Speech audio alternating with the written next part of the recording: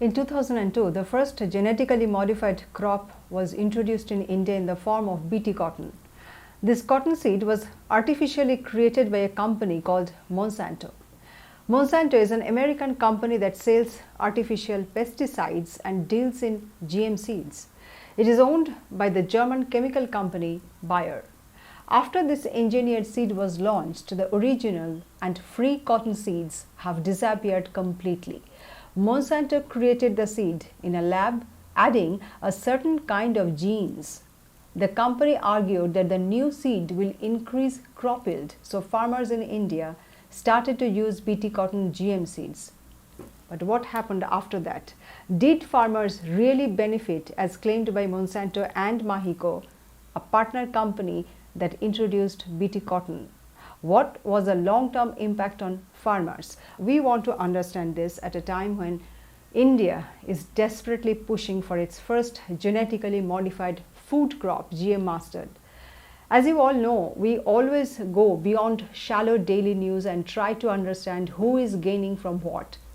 To help us understand the hidden agenda behind GM crops, we have here with us Prakash Pohare, who is joining in from Akola in Maharashtra. Prakash ji is a veteran journalist who is also the chief editor of an immensely popular daily newspaper in Maharashtra called Deshonnati. He is also a firebrand farmer rights activist in the Vidarbha region of Maharashtra, which is known for record number of farmer suicides. Prakash ji will help us understand the simple mathematics behind GM crops that the government and corporates are pushing. I am Ratna. You are watching Empire Diaries.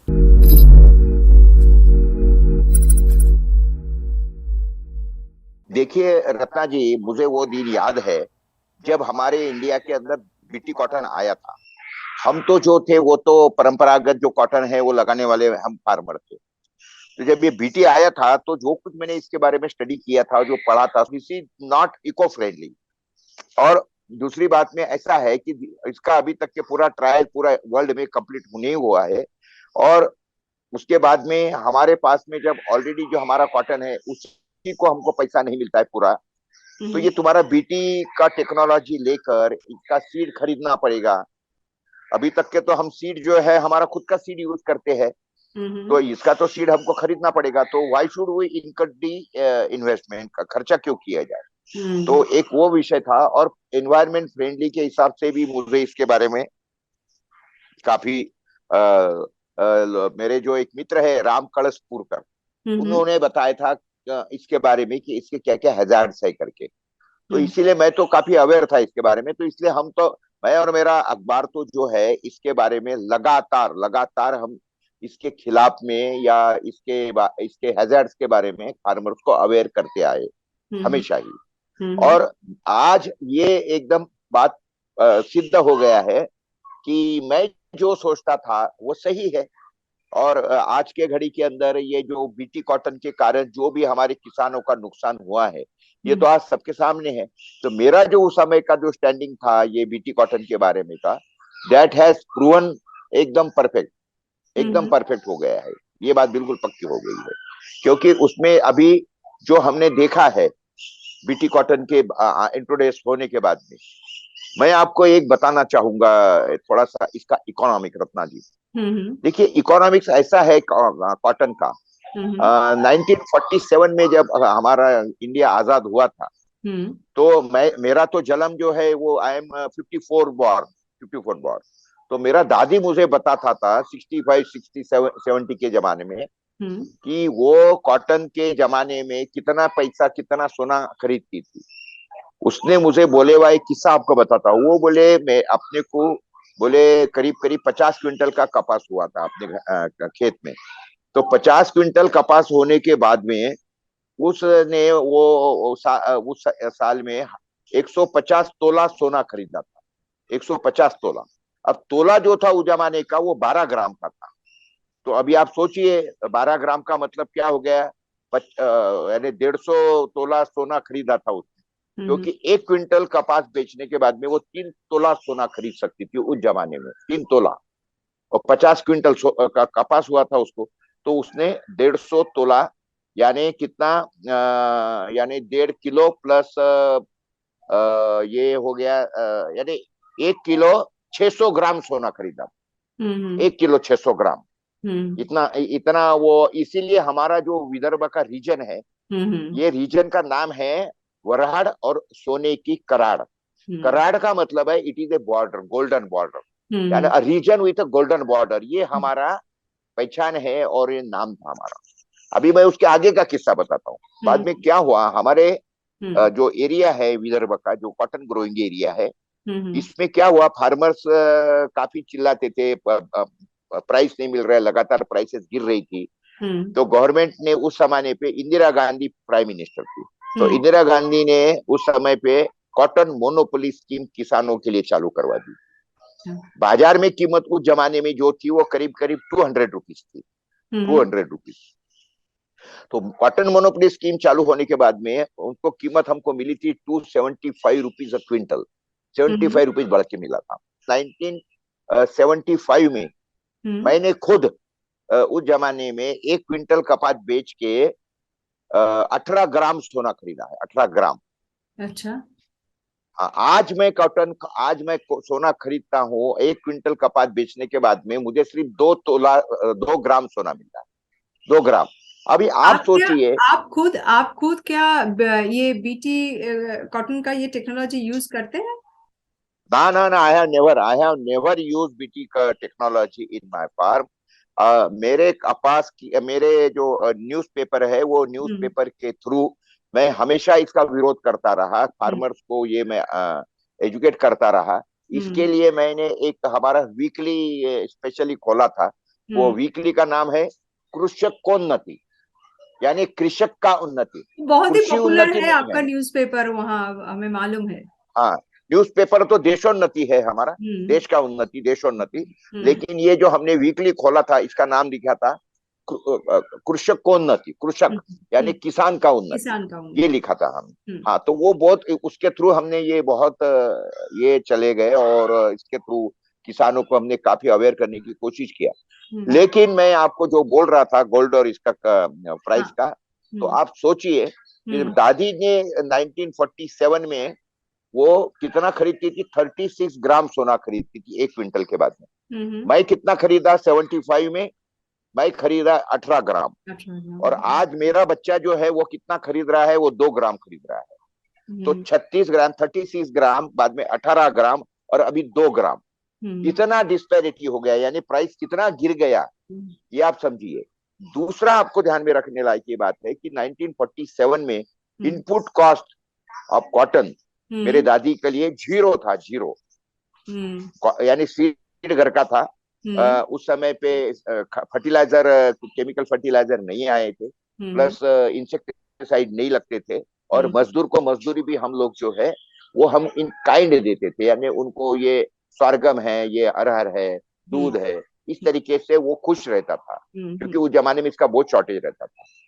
आज के घड़ी में बात क्या हो गई है, मेरा लड़का जो है, जिसको सिर्फ अभी 2 ग्राम सोना मिलता है 1 क्विंटल कपास बेचने के बाद में, he has to purchase seed भी खरीद रहा है बीटी का।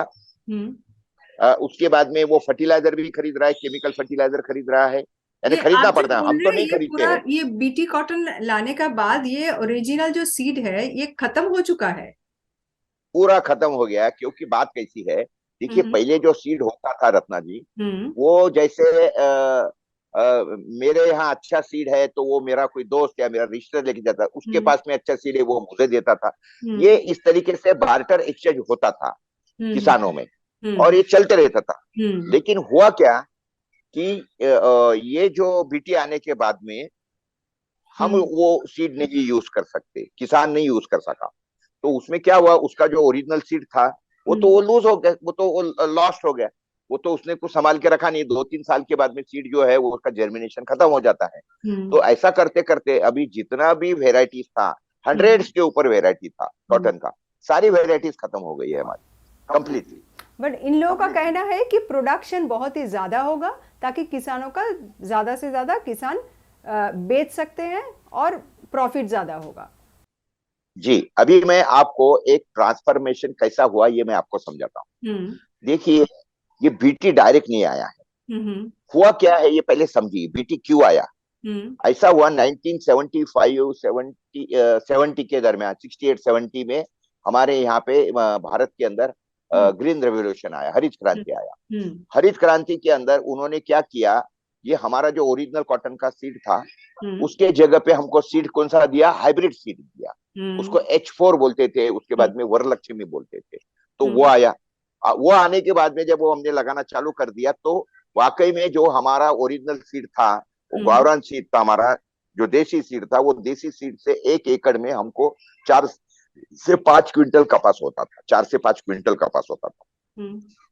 तो उसके बाद में जब हाइब्रिड आया, H4 आया, वरलक्ष्मी आया, तो हमारे को कम से कम 8 से 9 क्विंटल कपास होने लगा, दुगना कपास होना चालू हो गया। अच्छा, दुगना कपास हुआ। अब दुगना कपास हुआ, नेचुरली हम लोग तो खुश हो गए, किसान वाह वाह वाह वाह, बहुत अच्छा हो गया, बहुत अच्छा हुआ। लेकिन वो क्यों हुआ? क्योंकि हमारे जमीन के अंदर कार्बन बहुत था, हमारे जमीन के अंदर हमने किसानों ने तब तक के रासायनिक फर्टिलाइजर नहीं डाला था। तो इसीलिए 2-3 साल तो बहुत अच्छा क्रॉप आया। बाद में क्या हुआ, क्रॉप का जो क्या बोलते हैं, उसका जो यील्ड है वो स्लोली कम होते गया। फिर वो बोला कि अभी आप इसके लिए ये डालो, केमिकल फर्टिलाइजर डालो। तो हमने केमिकल फर्टिलाइजर डालना चालू कर दिया। फिर केमिकल फर्टिलाइजर डाले तो थोड़ा बहुत प्रोडक्शन बढ़ गया। लेकिन केमिकल फर्टिलाइजर डालने के बाद में क्या हुआ, प्लांट का जो ग्रोथ है वो विगरस ज्यादा हो गया, बहुत ज्यादा विगर हो गया। तो फिर उससे के कारण क्या हो गया, ग्रीन ने ज्यादा बढ़ गया, तो इंसेक्ट का अटैक बढ़ गया। फिर अब इंसेक्ट का अटैक आया तो हमको इंसेक्टिसाइड स्प्रे करना पड़ा, इंसेक्टिसाइड स्प्रे करना पड़ा। तो ये अभी क्या क्या खर्चा बढ़ा, H4 का सीड एक खरीदा, तो सीड खरीदना पड़ रहा है आपको, पहले ही फर्टिलाइजर फिर खरीद, उसके बाद बाद में फिर इंसेक्टिसाइड आया, पेस्टिसाइड आया, हो गया। फिर अभी क्या हुआ कि पहले हमको तो 2-2, 3-3 स्प्रे लगाना पड़ता था। बाद में ये साल 2-3 स्प्रे लगाए, अगले साल 5 स्प्रे हो गए, उसके अगले साल 8 स्प्रे हो गए, उसके अगले साल 10 स्प्रे हो गए। तो हम स्प्रे मार मार के किसान जो था वो खत्म हो गया, एकदम परेशान हो गया।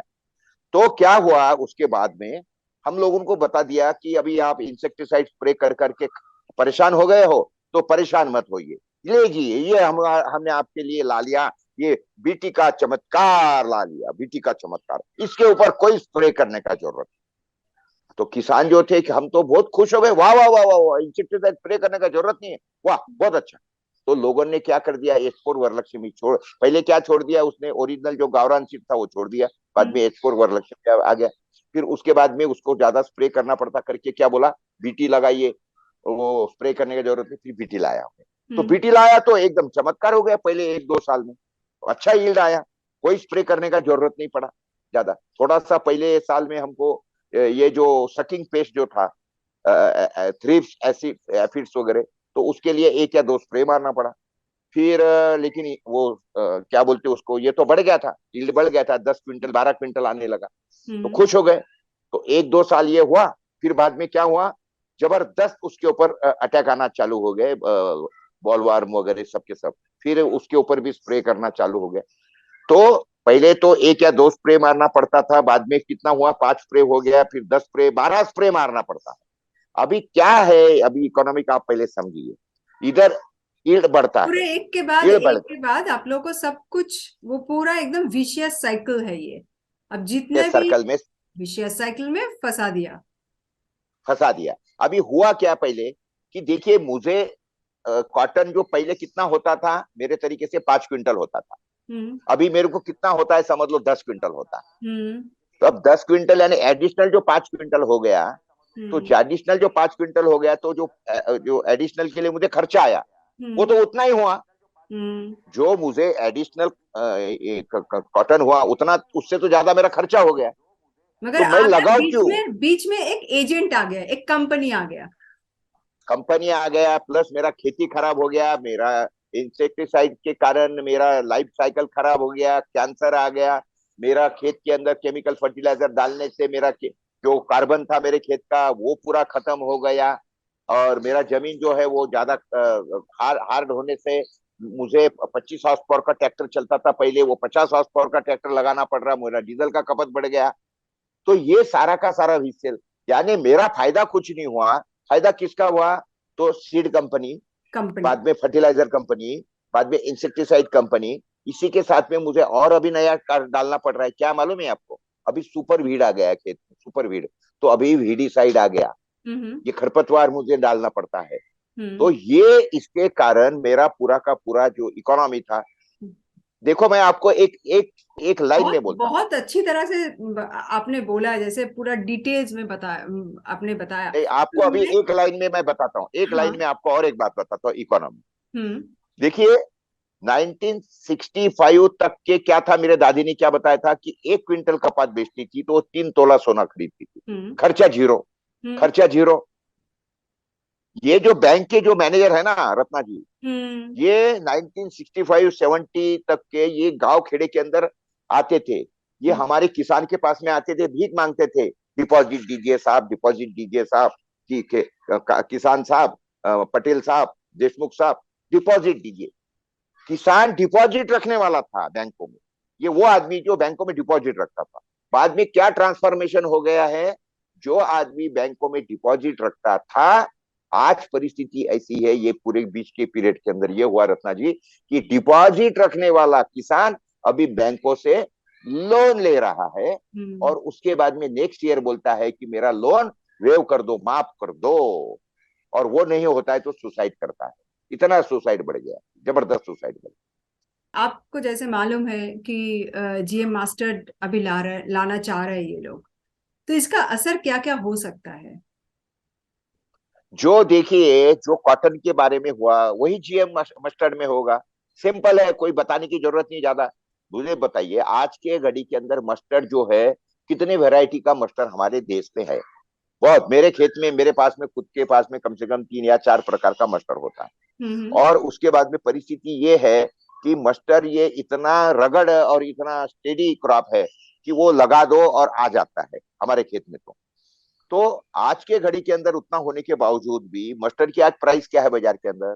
5,000 6,000 रुपए क्विंटल। हम्म समझ गया ना? जबकि ये हम्म बोलते हैं कि ऑयल सीड का शॉर्टेज है, ऑयल सीड का प्रोडक्शन कम है। हम्म कम होने के बाद में, शॉर्टेज होने के बाद में भी मुझे 5-6 हजार के ऊपर मस्टर्ड का प्राइस नहीं मिल रहा है। हम्म अगर ये ज्यादा लगाएंगे, हम ये ज्यादा लगाएंगे तो क्या होगा? प्रोडक्शन ज्यादा हो जाएगा, ज्यादा होने के बाद में और प्राइसेस गिर जाएगा। जो कॉटन के बारे में हुआ, कॉटन में हमको पहला पैसा कितना मिलता था? हमको पहले मिलता था 36 ग्राम सोना मिलता था, बाद में 18 ग्राम सोना हो गया, बाद में अभी 2 ग्राम मिलता है। देखिए, डोंट यू सेम होने फॉरगेट वाला है मनी, अभी economy. You forget about the रूपी वैल्यू। रूपी हम्म वैल्यू भूल जाइए आप। हम्म आप गोल्ड स्टैंडर्ड से उसको ये कंपेयर करिए। हम्म आफ्टर ऑल मेरा तो क्या है, मुझे तो बाजार से बाकी चीजें सारी खरीदनी पड़ रही है ना।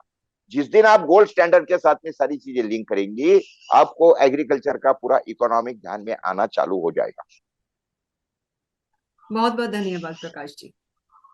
जी जी जी, बहुत बहुत धन्यवाद। Impact Diaries is constantly coming out with news and developments that corporate media don't want you to see, because news is not what you are told but what you are not. Subscribe to our YouTube channel and don't forget to press the bell icon so that you get all the notifications. We are on Facebook and on Twitter. Drop us a comment and let us know what you think about our work. You may WhatsApp us at 9821045739. I repeat, the number is 9821045739. Thanks for watching. Stay tuned, stay informed.